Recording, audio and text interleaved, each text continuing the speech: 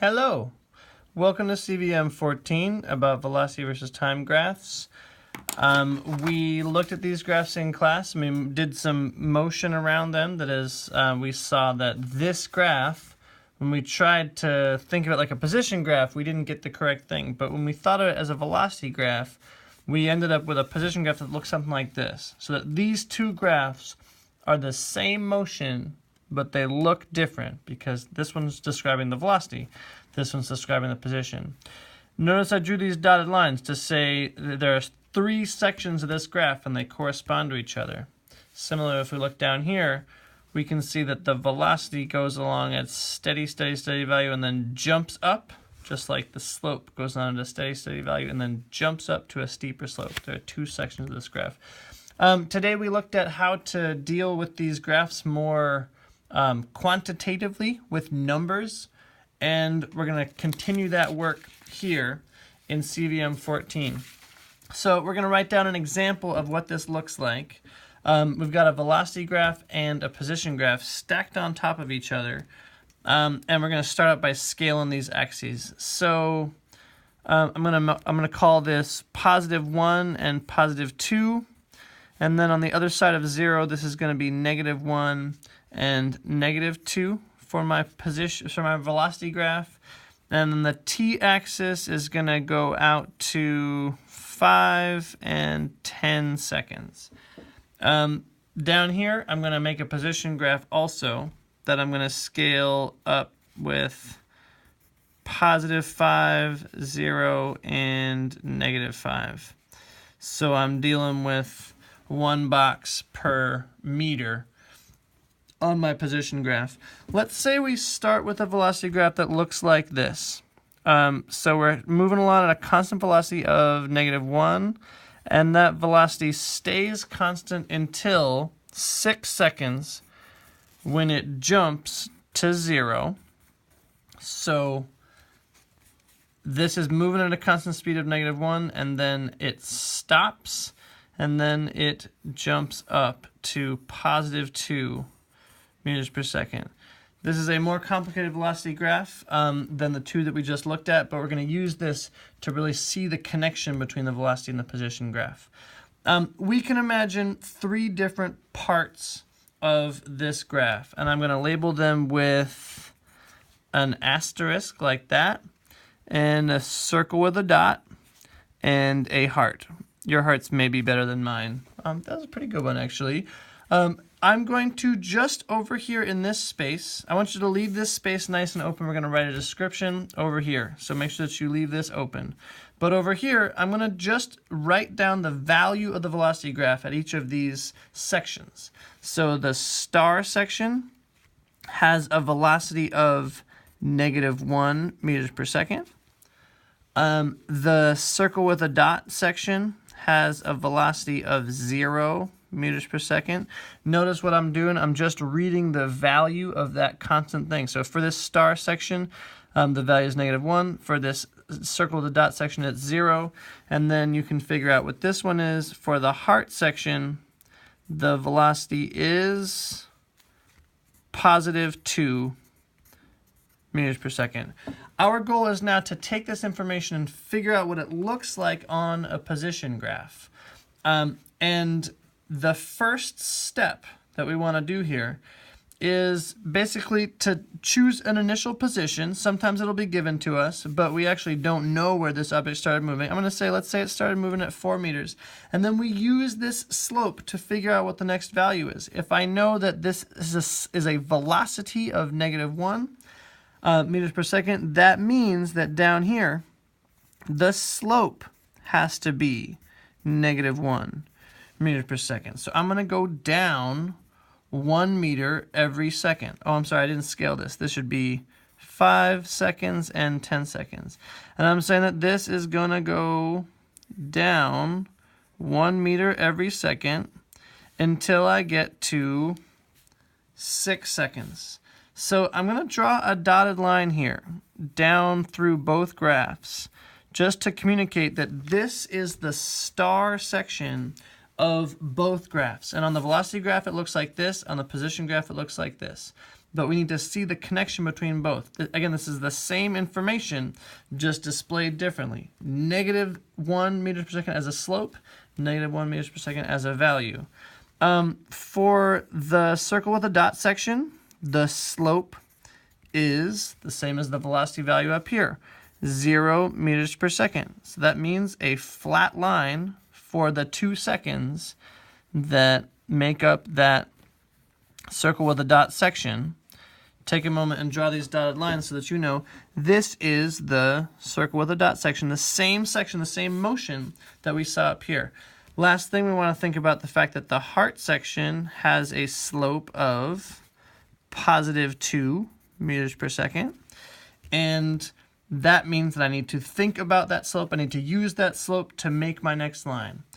I would use that to do this, going up 2 meters for that second for 2 whole seconds, and then I want to communicate that by making a heart here. Again, this last section is the same motion, but shown a different way using a different graph.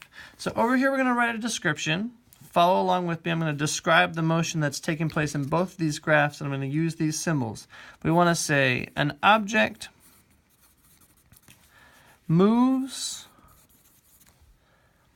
at -1 meter per second, and I'm going to say this is the star part of the graph, for 6 seconds, then stops for 2 seconds. That is the circle with the dot section. Then turns around and moves at +2 meters per second for 2 seconds from t equals 8 seconds to 10 seconds. And that is the heart section.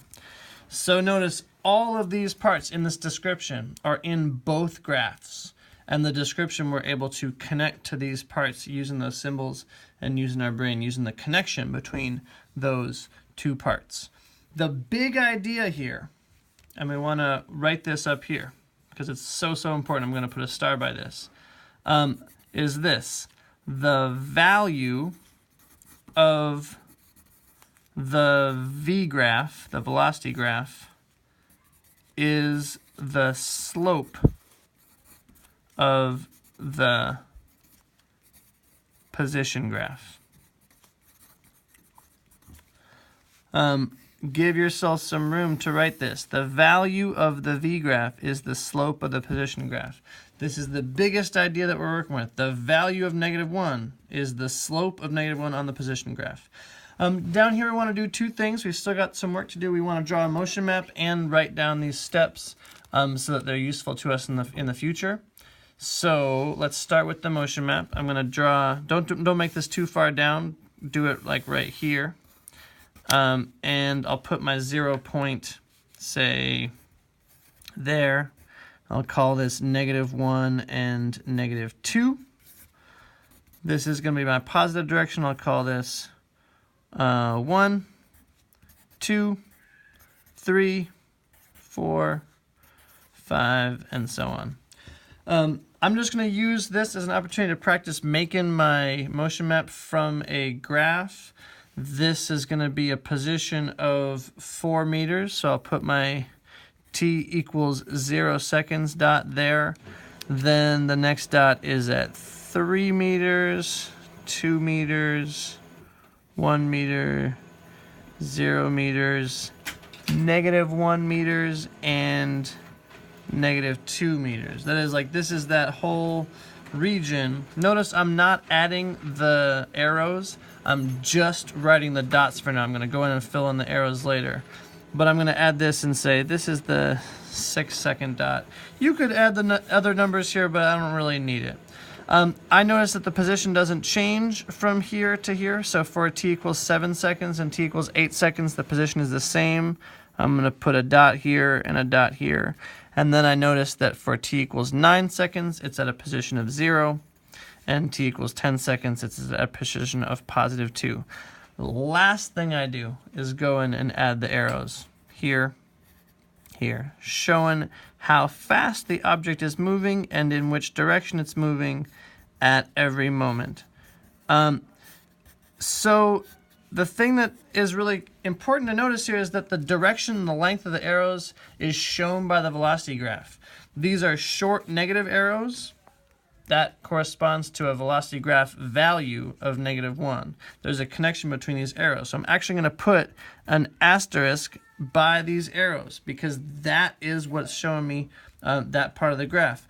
I'm going to put a circle with a dot next to these still arrows because that's that section, and then I'll put a heart next to these arrows pointing in the other direction because that's pointing in that direction here. Next thing I'm going to do, I'm just going to write down some steps. So I will read those out loud, but since the video is already 11 minutes already, if you can write faster than I do or you want to write slower than I do, you may want to pause the video or you can do what you want to do. So these are just steps to follow in order to make a position graph from a V graph. That is a velocity graph. Step 1,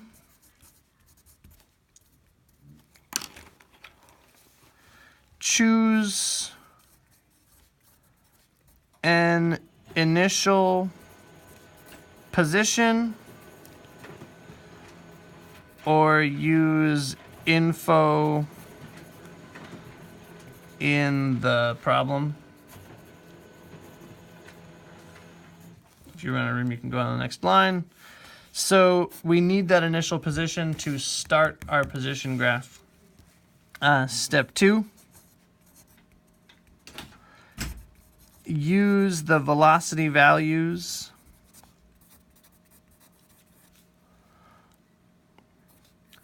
as the slope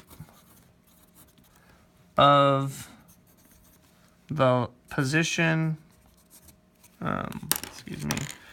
position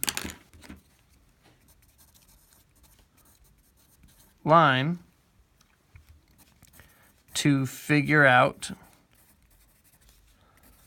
the next position. And then you keep doing that for every other clock reading. Step 3, when the velocity changes, the slope will change.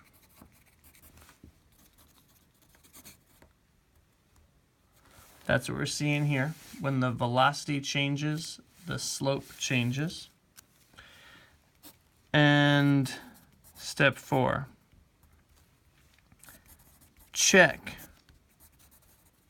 that the V values and slopes match for every graph section. And by this is what we mean by the star section and the circle with the dot section and the heart. Sorry that video was so long. We're getting into some heavy stuff here, but these steps will be really useful when I ask you to make a position graph from a velocity graph in the future. See you soon.